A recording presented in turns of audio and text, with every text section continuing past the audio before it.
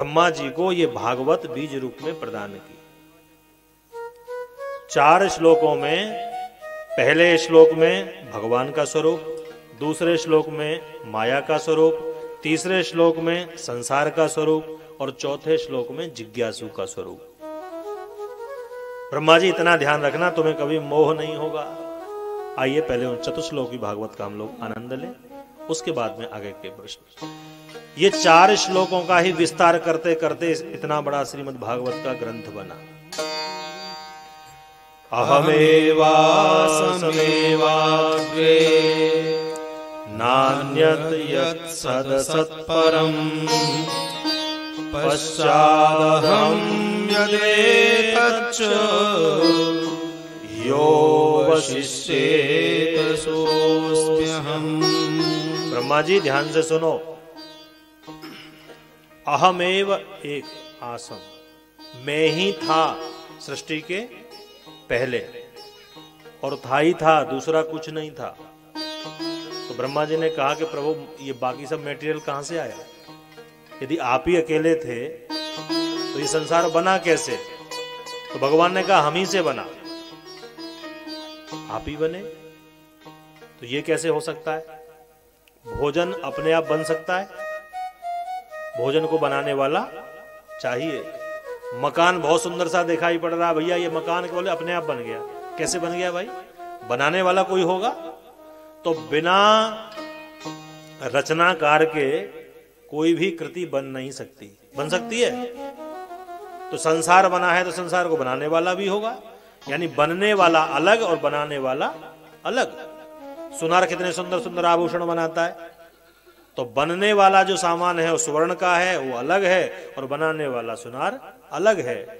जब आपने बनाया तो बनाया किससे भाई? स्वर्णकार भी, सुनार भी बिना सोने के कुछ बना सकता है क्या? तो मटेरियल है उसके पास तब बनाएगा। तो आपने संसार कैसे बनाया? तो भगवान कहते हैं ब्रह्मा जी मेरे अतिरिक्त कुछ नहीं था। बात समझ में नहीं आई प्रभु। तो उदाहरण दिया कि जैसे संसार में मकड़ी देखी आप लोगों ने, जाले बनाती है। तो मकड़ी जो जाले बनाती है वो मटेरियल कहां से लाती है? किस मार्केट से लाती है? वो जाला भी स्वयं बनती है और जाला स्वयं बनाती है। तो कहीं बाहर से वो जाला लाती नहीं है, और आवश्यकता होती है तो उस जाले को निगल भी जाती है। तो उसी से जाला निकला, उसी ने जाला बनाया और उसी ने जाला निगल लिया। इसीलिए यतः सर्वाणि भूतानि भवन्त्यादि युगागमे यस्मिंश्च प्रलयम् यान्ति पुनरेव युगक्षये। भगवान से ही संसार बनता है, भगवान के द्वारा ही चलता है और भगवान में ही लीन हो जाता है। इसलिए संसार को भी भगवान का स्वरूप ही माना है, कि भगवान का स्थूल रूप है। इसलिए गोस्वामी तुलसीदास जी महाराज कहते हैं ये संसार क्या है?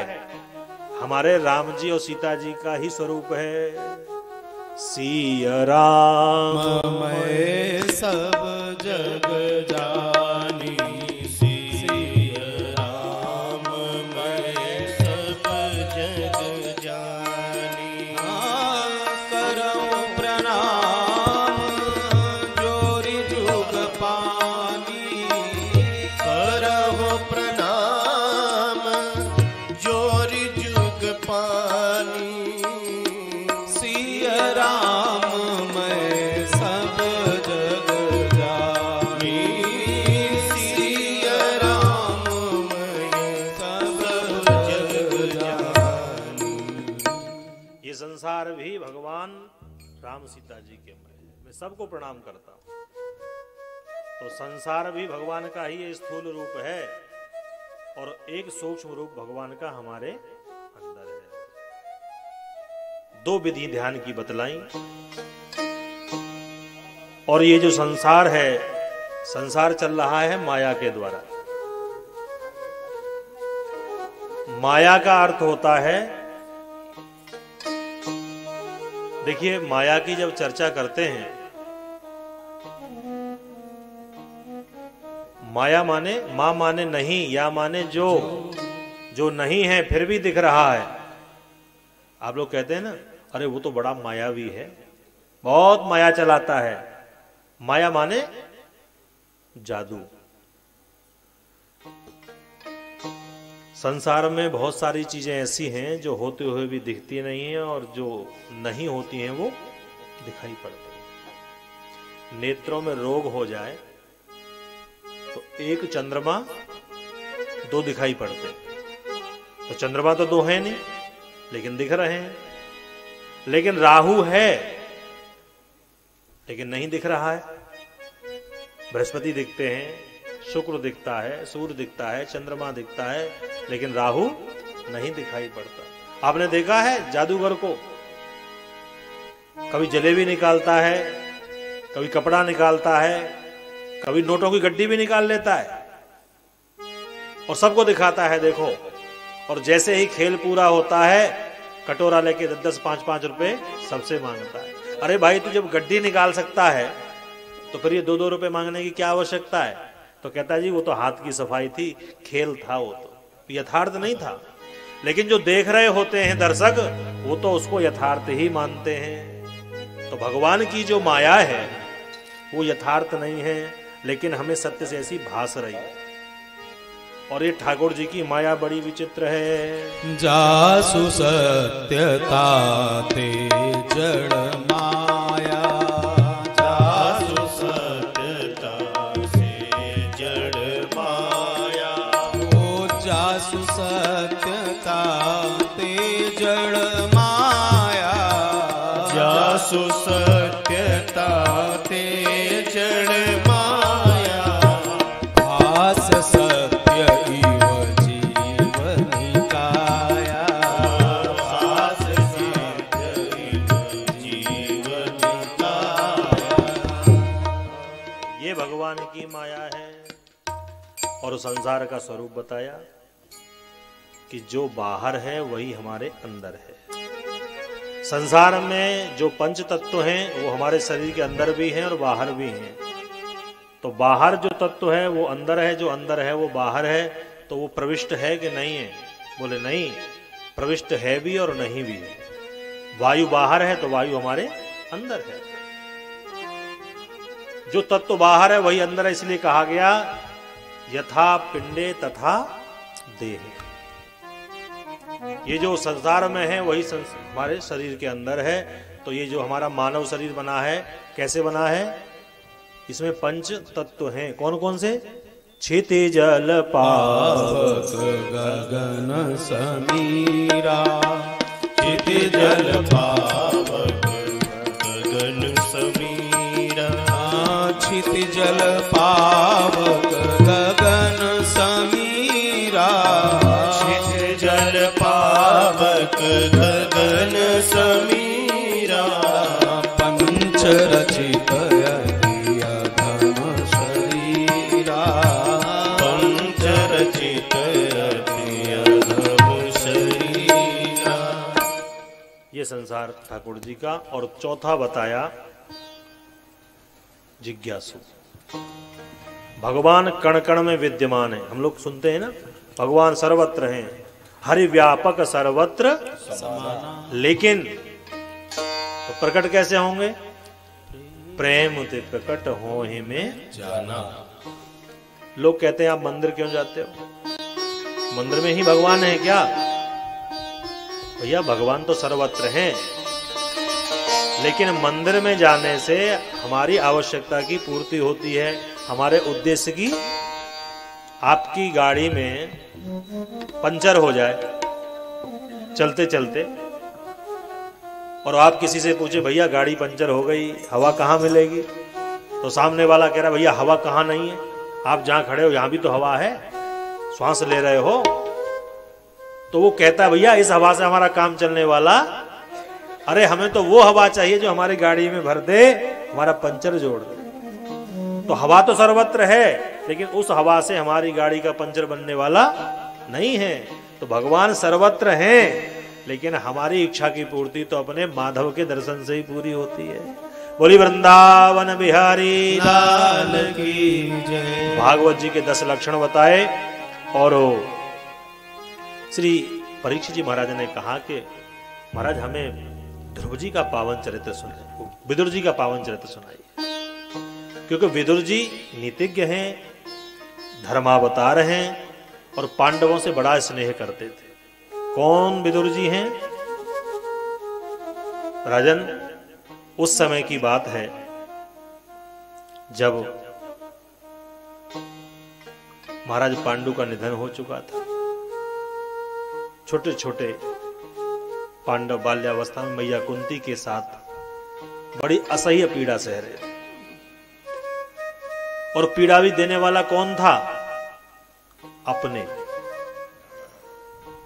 जब अपने पीड़ा देते हैं तो पीड़ा का भार बढ़ जाता है। दूसरा कोई पीड़ा देता है तो सहन भी कर लिया जाए, लेकिन अपनों की पीड़ा सहन नहीं होती। यदा तु राजा स्वसुतान साधु पुषुणन्न धर्मेण विनष्ट दृष्टिः भ्रातुर्यविष्ठस्य सुतान् विबन्धून् प्रवेश्य लाक्षा भवने ददाह।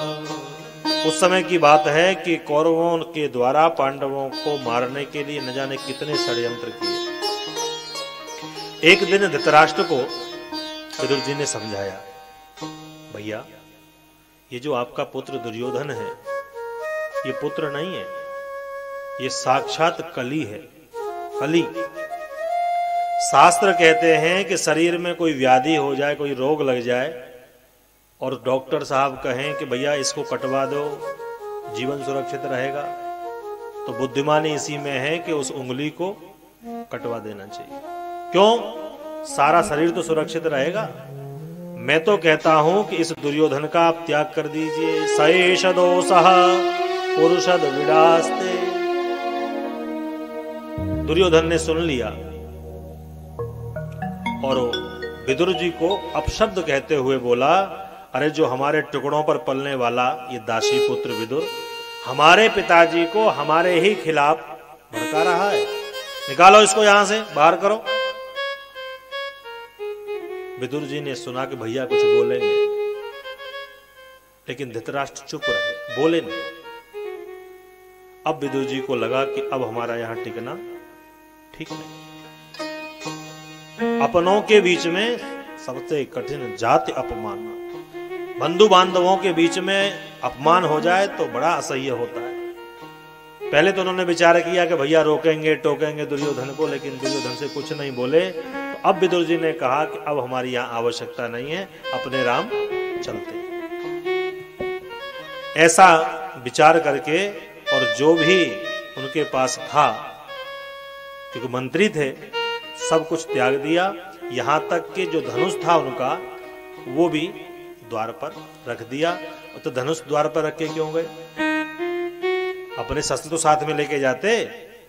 तो कहा कि दुर्योधन कहीं ये न समझ ले कि धनुष लेकर के गए हैं तो कालांतर में जो युद्ध के बादल छा रहे हैं उसमें कहीं ऐसा न हो कि पांडवों की ओर से युद्ध करने चले आवे विदुर जी महाराज। इसलिए धनुष का भी त्याग कर दिया। स्वयं धनुर्द्वार निधाय माया गतव्यथो या दुरुमानयान। अपमान हुआ विदुर जी का, सारा सब कुछ छोड़ गए। तो सुखदेव जी कहते हैं, परीक्षित ये विदुर जी नहीं जा रहे हैं तो कौन जा रहा है महाराज? ये कौरवों का पुण्य जा रहा है, कौरवों की आयु जा रही है। अब कौरव क्या हो गए? आयुहीन हो गए। धर्म जब जब हमारे जीवन से जाएगा हम आयुहीन हो जाएंगे। अस कही चला विभीषण जबहि, अस कही चला विभीषण जबहि। आयुहीन भये सब तबहि, आयुहीन भये सब तबहि। अस कही चला अस कही चला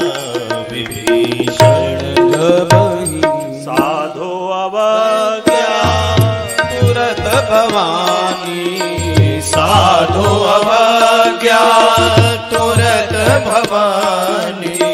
साधु अवज्ञा तुरत भवानी। साधु अवज्ञा तुरत भवानी। कर कल्याण अखिल के हानि। कल्याण अखिल के हानि। कर कल्याण अखिल के हानि। एक सज्जन ने, एक साधु ने, एक भगवत भक्त ने लंका का त्याग किया था, तो परिणाम क्या हुआ? लंका विध्वंस हो गई।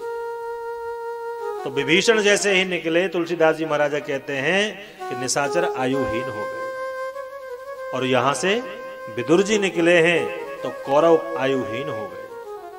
अच्छा, धर्म दोनों पक्षों में है। पांडव पक्ष में भी धर्म है युधिष्ठिर के रूप में, और कौरव पक्ष में भी धर्म है विदुर के रूप में, लेकिन दोनों धर्मों के साथ में व्यवहार पृथक किया जाता है। पांडव पक्ष में जो धर्म है, युधिष्ठिर महाराज जो कुछ कह देते हैं चारों भैया मस्तक झुका के स्वीकार कर लेते। बड़े भैया ने कह दिया,